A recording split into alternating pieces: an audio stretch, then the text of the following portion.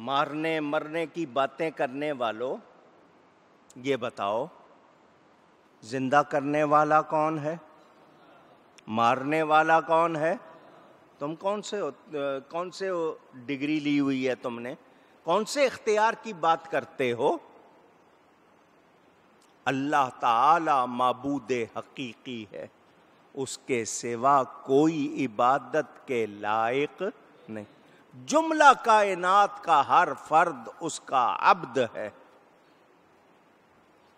اللہ چاہے جو اس نے بنایا ہے، اس میں جو تاثیر رکھی ہے، اللہ چاہے گا اثر کرے گی، ورنہ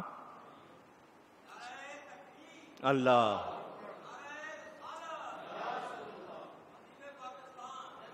چھری کاٹتی ہے، اللہ اس سے کاٹنے کی طاقت لے لے، کیا چھری کاٹے گی؟ آگ جلاتی ہے، اللہ اس سے طاقت چھین لے، کیا وہ جلائے گی؟ حضرت ابراہیم کو نہیں جلایا، حضرت اسماعیل کو نہیں کاٹا، اسی چھری نے دمبے کو کاٹ دیا، حضرت اسماعیل کی گردن پر چلی نہیں۔ آلہ قتل استعمال کر سکتے ہو، تم موت تو نہیں دے سکتے نا۔ موت کون دے گا؟ اللہ دے گا۔ سبب تم بنو گے، تم قاتل کہلاؤ گے، مگر تمہارا یہ کہنا ہم مار دیں گے تو تم مارنے والے ہو، ممیت کون ہے؟ اللہ تعالی ہے۔ تو یہ لوگ اس طرح کی باتیں کر کے امت کو گمراہ کرتے آئے ہیں، ان کا وہ سلسلہ آج بھی جاری ہے۔ میں نے آپ کے سامنے جو بات رکھی کہ ان کا یہ کہنا کہ نبی ولی کچھ نہیں کر سکتے، کر سکتے ہوتے تو یہ کر لیتے، وہ کر لیتے۔ اب میں آپ کے سامنے تیسری بات رکھ رہا ہوں تاکہ آپ کا ذہن پوری طرح بات کو سمجھ لے۔ میں پوچھنا چاہتا ہوں، اللہ تعالی کی قدرت کو مانتے ہیں یا نہیں؟ اونچی۔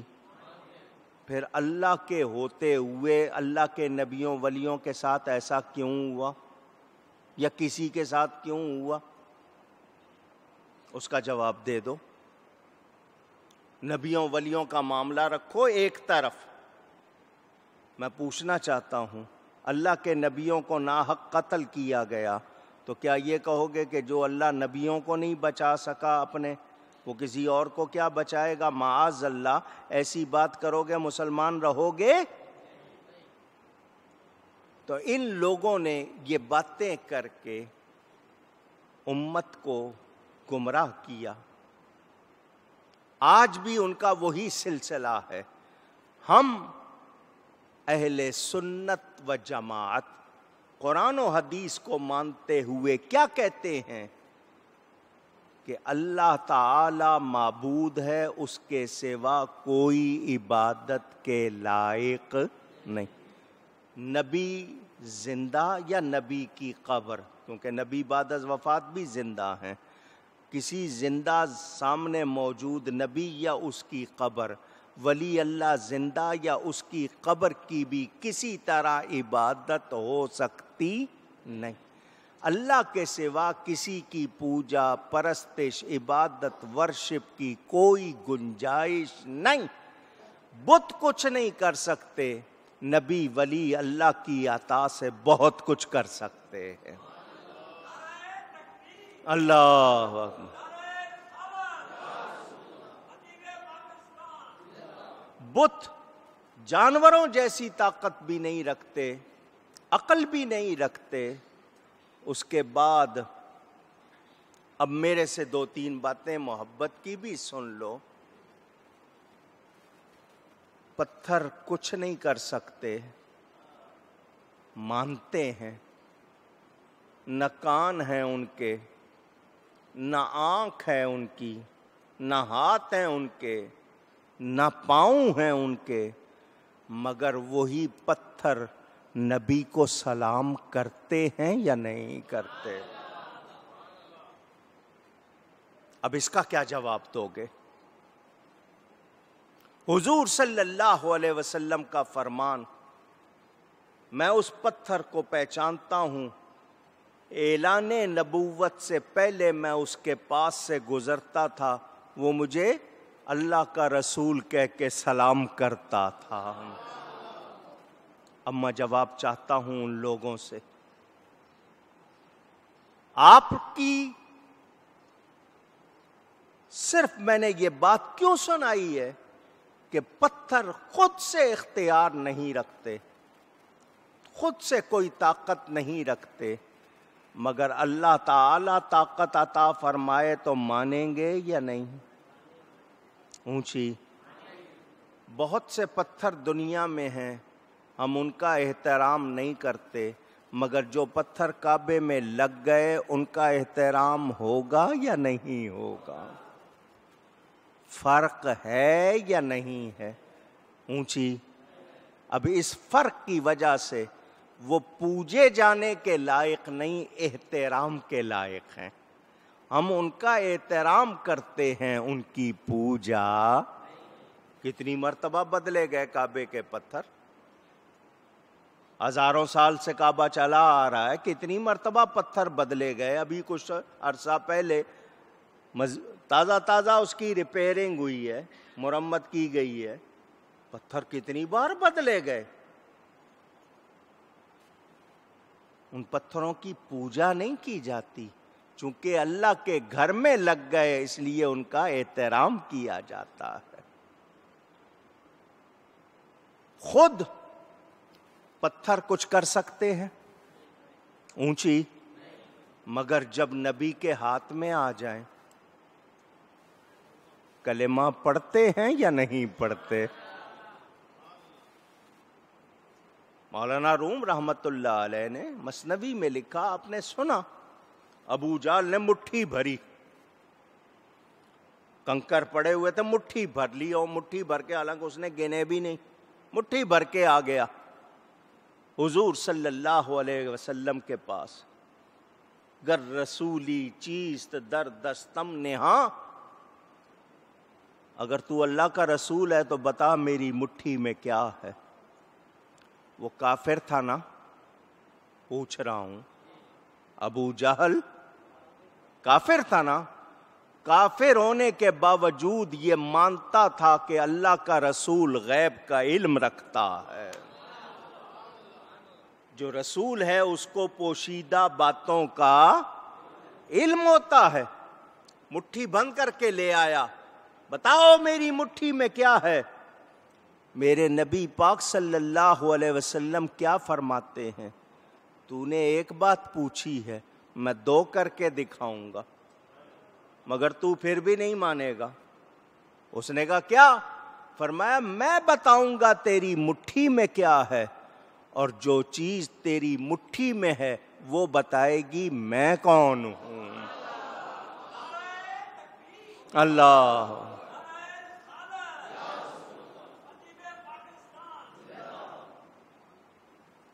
فرمایا مٹھی کھول کے دیکھ لے، تیری مٹھی میں پتھر کے 6 ٹکڑے ہیں، 6 پتھر ہیں، کنکر چھوٹے چھوٹے۔ اس نے کھول کے دیکھا تو واقعی 6۔ فرمایا یہ میں نے بتا دیا، اب ان کو کان کے قریب کر لے، یہ بتائیں گے میں کون ہوں۔ اس نے کان کے قریب کیا، ان پتھروں نے کلمہ پڑھ دیا۔ نبی نے پتھروں سے کلمہ پڑھوایا یا نہیں پڑھوایا؟ اونچی مولانا جمیل میاں جھوم اٹھے، فرماتے ہیں پڑھا بے زبانوں نے کلمہ تمہارا۔ پتھر بے زبان ہیں یا نہیں؟ حضور کا کلمہ پڑھا یا نہیں پڑھا؟ پڑھا بے زبانوں نے کلمہ تمہارا، ہے سنگو شجر میں بھی چرچا تمہارا۔ لکڑی کا سوکھا ہوا تنا، ستون حنانہ، آپ کو کتنی مرتبہ سنایا؟ حضور صلی اللہ علیہ وسلم مدینہ منورہ آئے، آتے ہی سب سے پہلے مسجد بنانے کا خیال کیا۔ ایک جگہ تھی، باغ، کسی زمانے میں رہا ہوگا، اب وہاں سوکھے تنے تھے اور وہ بھی سوکھ چکے تھے۔ حضور صلی اللہ علیہ وسلم کو جگہ پسند آ گئی، مسجد نبوی، 2 یتیم بچے اس کے مالک تھے، ان کو پیسے دیے گئے، جگہ لے لی گئی۔ حضور صلی اللہ علیہ وسلم جب خطبہ ارشاد فرماتے، ایک ستون سے پشت ٹیک لگا لیتے، خطبہ ارشاد فرما، بڑھئی کارپینٹر جس کو کہتے ہو، ترخان، لکڑی کا کام کرنے، وہ خاتون تھیں، انہوں نے عرض کی حضور اجازت ہو تو ممبر بنوا دوں، اجازت دے دی انہوں نے ترخان سے، ممبر بنوا دیا، ممبر منگوا لیا، رکھ دیا۔ حضور اس ممبر پر رونق افروز ہو گئے، خطاب فرمانے لگے، ایک طرف سے رونے کی آواز آئی، رونے والا نظر نہیں آ رہا، مگر اس درد سے، اس شدت سے رو رہا ہے کہ آواز سن کر لگتا ہے کلیجے پھٹ جائیں گے، اتنا درد اس کے رونے میں۔ سارے لوگ سن رہے ہیں۔ مثنوی میں مولانا روم نے اس کو بھی بیان کیا، حدیث ہے، استن حنانہ از ہجر رسول، نالا میزد ہمچو ارباب عقول، جیسے عقل والے روتے ہیں اس طرح رونے کی آواز سب سن رہے تھے، مگر کسی کو پتا نہیں تھا کہ کون رو رہا ہے، مگر جس کے لیے رو رہا تھا وہ آقا ممبر سے اتر کے اس ستون کو سینے سے لگا لیا، اس طرح اس پہ ہاتھ پھیرا جیسے مشفق باپ بچے کے سر پر ہاتھ پھیرتا ہے۔ وہ کیوں رو رہا تھا؟ کہ آپ میرے ساتھ پشت لگا کر بیان فرماتے تھے، اب میرے ساتھ پشت نہیں لگ رہی، وہ نبی کے ہجر میں رو رہا ہے۔ حضور نے اس کو تھپکی دی، اب بات ہو رہی ہے حضور کی، بے جان چیز سے بات ہو رہی ہے۔ فرمایا کیا چاہتا ہے؟ کیا تو یہ چاہتا ہے کہ تو ہرا بھرا ہو جائے، تیرا پھل لوگ کھائیں، تیرے سائے میں بیٹھیں؟ میں دعا کرتا ہوں اللہ تجھے ہرا بھرا کر دیتا ہے۔ اس نے کہا نہیں جی، یہ نہیں چاہتا۔ میں کیا چاہتا ہے؟ اس نے کہا جی میں تو آپ کا وصال چاہتا ہوں، آپ سے تعلق چاہتا ہوں، جس طرح آپ کی پشت میرے ساتھ لگی ہوتی تھی، تعلق چاہتا ہوں۔ جہاں ممبر رکھا تھا حضور نے وہاں پر گڑھا کھدوایا، اس ستون کو، اس میں اس کے اوپر ممبر، فرمایا تعلق ہی رہے گا، وہ آج بھی جنت میں لگا ہوا ہے، اسی کے اوپر ممبر بنا ہوا ہے۔ نبی نے بے جان سے بات کی، اس کو زندگی عطا کی، تو یہ کہنا کہ وہ پتھر جو بت ہیں وہ بھی اور یہ چیزیں بھی برابر، کیا ایسا مان لیں گے؟ پوچھ رہا ہوں آپ سے۔ تو میں نے آپ کو بنیاد بتا دی، آپ کی سمجھ میں آ گئی ہوگی۔ یہاں درس تراویح میں فرمائش کر کے لوگوں نے واقعات سنے تھے، حالانکہ یہ واقعہ میں نے جمعے میں بھی سنایا ہوا ہے، آپ کو ذکر آیا ہے تو میں پھر سنا دوں۔ وہ لوگ جو یہ کہتے ہیں کہ نبی ولی کچھ نہیں کر سکتے، یہ بہت پرانا واقعہ نہیں ہے، یہ پاکستان بننے سے کچھ عرصہ پہلے کا واقعہ ہے۔ حضرت مولانا غلام رسول صاحب عالم پوری بزرگ ہوئے ہیں، ان کا لکھا ہوا کلام چھپا ہوا ملتا ہے۔ جس علاقے میں وہ رہتے تھے اس کے پڑوس میں پہلے لوگ جو پاکستان بننے سے پہلے کو پڑوسی ہندو ہے، سکھ ہے، اس طرح بھی لوگ رہتے تھے. جس محلے میں رہتے تھے اس محلے کے لوگوں نے لڑکے کی شادی کی، دلہن لے کر آئے کسی اور علاقے سے. ان کے ہاں رسم تھی کہ جب لڑکی آ جاتی تھی گھر تو وہ تھال لڈوؤں کا بھرا اس کو دیتے تھے کہ جا مندر پہ چڑھا آ. وہ مندر میں لے کے جاتے تھے. وہاں پر جو بھی کوئی بیٹھا اس نے کوئی ہاتھ لگا دیا یا اس میں سے ایک رکھ لیا، باقی وہ آ جاتا تھا، وہ لوگ بانٹ لیتے تھے. یہ ان کے ہاں رسم تھی. دلہن آئی، ان کو انہوں نے لڈو کا تھال دیا. دلہن کو جاؤ جا کے مندر جو بت ہے اس کو کھلاؤ. وہ لڑکی کبھی مندر نہیں گئی تھی، اس کو طور طریقے رسم رواج معلوم نہیں تھے. اس نے تھال اٹھایا، وہ مندر آ گئی. جو بت تھا لڈو اٹھا کے وہ اس کے منہ پر، مورتی کے منہ پر رکھ رہی ہے کہ کھا. وہ کھاتا نہیں. ادھر اس لڑکی کو فکر پڑی ہوئی ہے یہ نہیں کھائے گا تو کہیں وہ لوگ مجھ سے ناراض نہ ہو جائیں. انہوں نے کہا کھلا کے آ. تو اس نے اگر نہیں کھائے تو مجھے گھر والے شاید رکھیں گے نہیں، نکال دیں گے. کیونکہ دلہن کو تو یہی فکر ہوتی ہے نا کہ کوئی بات بری نہ لگ جائے سسرال کو، وہ اسی فکر میں رہتی ہے. وہ گھبرائی ہوئی کہ یہ کھا نہیں رہا، کہیں وہ مجھے اس بات پر نکال نہ دیں. وہ بار بار کہہ رہی ہے. حضرت مولانا غلام رسول صاحب کا مکان قریب تھا. وہ اپنی کھڑکی میں ایک دم آئے. اچانک دیکھا تو لڑکی لڈو منہ کو لگا رہی ہے بت کے اور کہہ رہی ہے کھا. وہ منظر کھڑکی سے دیکھ رہے تھے. ان کے منہ سے نکلا جب کہتی ہے تو کھاتا کیوں نہیں؟ جب وہ کہتی ہے تو کھاتا کیوں نہیں؟ کھلا رہی ہے تو کھاتا کیوں نہیں؟ حضرت نے اتنا فرمایا بت نے کھانا شروع کر دیا.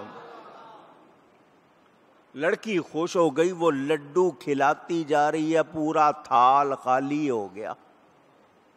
وہ بڑی خوش تھال لے کر گھر چلی گئی. گھر والوں نے پوچھا لڈو کہاں ہیں؟ اس نے کہا تم نے ہی تو کہا تھا کھلاؤ، میں کھلائی. ان کا مورتیاں کبھی کھاتی ہیں؟ ان کا بھیجا کیوں تھا؟ اگر نہیں کھاتی ہیں تو بھیجا کیوں تھا؟ تم نے بھیجا، میں کھلا کے آئی ہوں. انہوں نے کہا ہم شاید کسی بھوکے گھر کی لڑکی لے آئے ہیں، یہ وہاں بیٹھ کے سارے لڈو خود کھا گئی ہے. بتوں نے کبھی کھائے؟ تو کھاتے نہیں. وہ اس کو جب باتیں کرنے لگے، تانے دینے لگے، تو اس نے کہا میں کھلا کے آئی ہوں، میں جھوٹ نہیں. وہ جتنے کھڑے تبصرہ کرنے والے، کوئی کہے کہ نہیں یہ جھوٹ بول رہی ہے، دوسرے کو حاضر ہیں. ان میں سے ایک کہنے لگا کہ اگر یہ رو رہی ہے اور سچ کہہ رہی ہے تو ابھی چلتے ہیں، دوسرا تھال بھرو، اسے کہتے ہیں ہمارے سامنے کھلا. اگر واقعی اس نے کھا لی ہے تو یہ سچی، ورنہ پھر اس کا فیصلہ کریں گے. وہ چونکہ کھلا کے آئی تھی، اس نے کہا چلو. دوسرا تھال بھر کے لے آئے، لا کر اس کے منہ کو وہ پھر لگا رہی ہے. وہ کھاتا. وہ کہہ رہی ہے یہ سارے دیکھ رہے ہیں، میرا گھر ٹوٹ جائے گا. تو نے ابھی کھائے ہیں سارے، تو نے کھائے ہیں، میں نے کسی اور کو نہیں کھلائے، کھا. وہ سارے کہنے لگے دیکھ لیا، ہم پہلے ہی کہہ رہے تھے جھوٹ بول رہی ہے. اس لڑکی کو اچانک خیال آیا میں پہلے بھی کھلا رہی تھی، یہ کھاتا. پیچھے سے کوئی بولا تھا، پیچھے سے کوئی بولا تھا. اس نے پیچھے منہ کر کے کہا بابا جی اس کو پھر بولو. وہ آواز گئی. حضرت صاحب پھر کھڑکی میں آئے. حضرت جی اس کو بولو کھائے، ورنہ یہ سارے مجھے جھوٹا کہیں گے. حضرت صاحب نے فرمایا جب کہہ رہی ہے کھاتا کیوں نہیں ہے؟ اس نے پھر کھانے شروع کر دیے اور سارا گاؤں مسلمان ہو گئے. حضرت صاحب کی یہ کرامت دیکھ کر سارا گاؤں. اللہ والے کر سکتے ہیں یا نہیں؟ اونچی بت کچھ کر سکتے. حضرت سلیمان علیہ السلام کا واقعہ قرآن میں موجود. ان کا امتی کتنا بڑا تخت کتنی دور سے آنکھ جھپکنے سے پہلے لایا، قرآن میں ہے یا نہیں؟ پوچھ رہا ہوں آپ سے. کتنی مرتبہ سنا ہوا ہے آپ نے؟ اب کوئی کہے کہ نہیں کر سکتے تو قرآن کے اس بیان کو کیا کہو گے؟ یہ تو نہیں ہو سکتا نا کہ ایک آیت مان لیں دوسری آیت کا انکار کر دیں. یہ تو نہیں ہو سکتا، پورا قرآن ماننا ہوگا. تو یاد رہے پتھر خود کچھ نہیں کر سکتے. ان پتھروں کو اگر اللہ حکم دے دے، اللہ والا ان میں کچھ کر دے، تو پھر یہ پتھر نہیں کر رہے ہوتے، وہ رب کی طاقت کر رہی ہوتی ہے. سمجھدار لوگ جو بیٹھے ہیں ان کو یاد ہوگا میں نے ایک اور واقعہ سنایا تھا، حالانکہ ممبر پر مناسب نہیں، مگر میں نے آپ کو بتانے کے لیے کہ غیر بھی مانتے تھے. اکبر بادشاہ جس کو مغل اعظم کہتے ہیں لوگ، اس نے 9 دماغ جمع کیے تھے اپنے پاس، جس کو 9 رتن کہتے ہیں. اس کے 9 وزیر چھانٹ کر پورے ہندوستان سے کہ جن کے دماغ بہت زیادہ بڑے ذہین. ان میں ایک بیربل تھا ہندو، وہ جا رہا تھا کہیں کو، بابا جی بیٹھے ہوئے تھے اللہ والے. اس نے جا کر ان سے کہا کچھ دیکھ لو یا دکھا دو. یہ غیر مسلم ہے، وہ بابا جی مسلمان. ان سے کہا کہ دیکھ لو یا بابا جی اللہ والے تھے، اور اللہ والے آنکھ والے ہوتے ہیں. آنکھ والے کا مطلب انہیں دیکھنا، اندر باہر دیکھ لیتے ہیں. انہوں نے دیکھا یہ تو خالی ہے، اور اتنی بات کر رہا ہے کہ دیکھ لو یا دکھا دو. فرمایا کیا دیکھنا ہے؟ اس نے تیر دیا کہ یہ جو پتھر کی چٹان رکھی ہے یہ تیر اس میں سے گزر جائے. بابا جی نے یوں پھیرا، تیر نکل گیا. فرمایا میں نے دکھا دیا، اب تو دکھا دے. اب سمجھنے کی بات آئی ہے، ذرا ذہن حاضر رکھنا. بابا جی نے کہا نا میں نے تو دکھا دیا، اب تو دکھا. اس نے تیر پکڑ کے بابا جی سے کہا بابا جی یہ تیر پتھر میں سے جائے؟ یہ تیر پتھر میں سے جائے؟ انہوں نے کہا جائے. اس نے پھینکا، وہ تیر نکل گیا. بابا جی حیران کہ اس کو تو آتا کچھ نہیں ہے، اس کے اندر تو کچھ ہے نہیں، یہ کیسے ہو گیا؟ بیربل ہنس پڑا. بابا جی آپ پریشان ہو رہے ہیں، یہ میرا کمال نہیں ہے، میں نے آپ سے پہلے کہلوایا تھا. یہ آپ کے کہنے کا اثر، آپ نے کہا جائے تو گیا ہے، یہ میرا کمال نہیں. وہ غیر مسلم ہو کے مانتا ہے کہ اللہ والے کے منہ سے جو نکلتا ہے وہی ہوتا ہے. کیوں؟ اللہ اکبر. کیوں؟ اس لیے کہ اللہ فرماتا ہے جو میرا پیارا بن جاتا ہے اس کے ہاتھ میں بن جاتا ہوں، اس کی آنکھ میں بن جاتا ہوں، اس کی زبان میں بن جاتا ہوں. تو فرق ہے یا نہیں؟ اونچی. تو وہ لوگ جو یہ آیتیں پڑھ کر نبیوں ولیوں پر چسپاں کرتے ہیں، میں نے اس کے حوالے سے آپ کو یہ ضروری سمجھا کہ ایک بار پھر آپ کے ذہنوں میں تازہ کر دوں. اب میں آپ کے سامنے ایک کڑوی بات بھی کروں،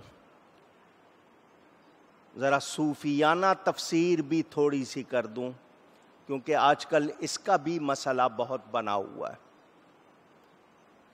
جھوٹے پیر